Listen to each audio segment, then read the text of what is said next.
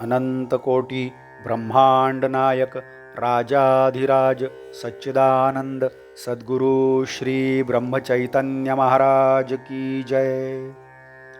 श्री राम समर्थ। 12 सितंबर। नाम अभिमान का नाश करता है। किसी का घर जलने पर एक आदमी ने उसे पत्र लिखा कि भगवान पर विश्वास रखकर संतोष में रहो। आगे जिस आदमी ने पत्र लिखा था उसके अपने बैंक में जमा किए हुए पैसे डूब गए, तब वह रोने लगा। परोपदेशे पांडित्य तो बहुत होता है, लेकिन लोग उसे स्वयं में उतारना नहीं जानते।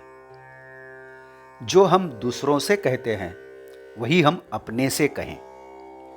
मैं करता हूं कि भावना जब तक नष्ट नहीं होती तब तक भगवान प्रसन्न नहीं होंगे। प्रत्येक कर्म करते समय हम उनका स्मरण करें। जब मुनाफा होता है तो अभिमान होता है, और जब घाटा आता है तब भगवान का स्मरण होता है। अतः दोनों समय कर्तापन का भाव न हो। भगवान के हाथ में मैं गुड़िया की तरह हूं, ऐसा माने। झूठा कर्तापन का भाव होने से असल में रोना पड़ता है। छोटे बालक की तरह निरभिमान होना चाहिए। मनुष्य के हाथ में कुछ भी नहीं है, सब भगवान के हाथ में है। सफल होना या न होना तेरे हाथ में, ऐसा कहकर राम की शरण जाएं। संसार में अनेक प्रकार के अन्वेषण हो रहे हैं। उनमें शरीर के सुख भोग के साधनों के अन्वेषण ही अधिक हो रहे हैं, किंतु सच्चे सुख की खोज, शाश्वत संतोष की खोज केवल साधु संत ही कर सकते हैं। तो उन्होंने संतोष की प्राप्ति के जो साधन बताए हैं, हम उनका सहारा लें तो हमें भी संतोष अवश्य मिलेगा। आज हमें संतोष क्यों नहीं होता? इसलिए कि हमारा अभिमान बाधा बनता है।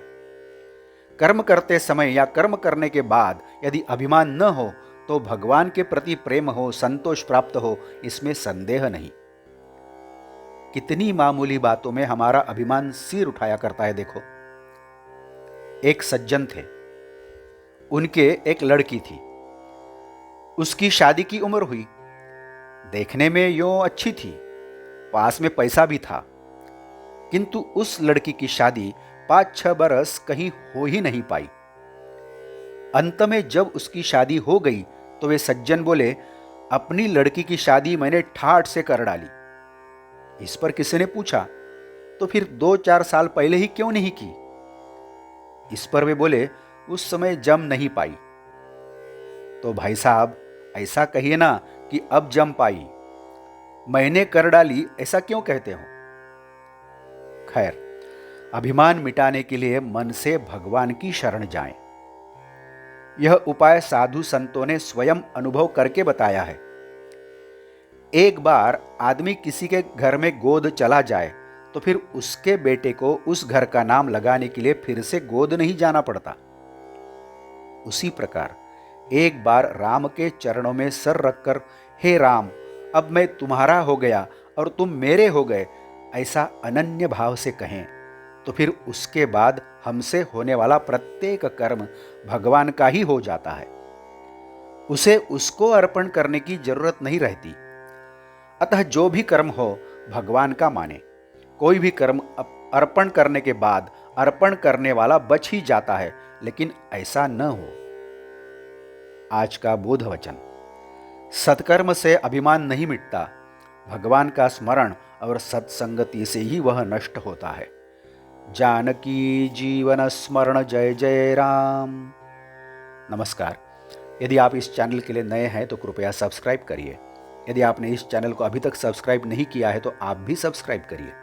इस चैनल को लाइक करिए, शेयर करिए, कमेंट्स दें, बेल आइकन दबाना मत भूलिए। धन्यवाद।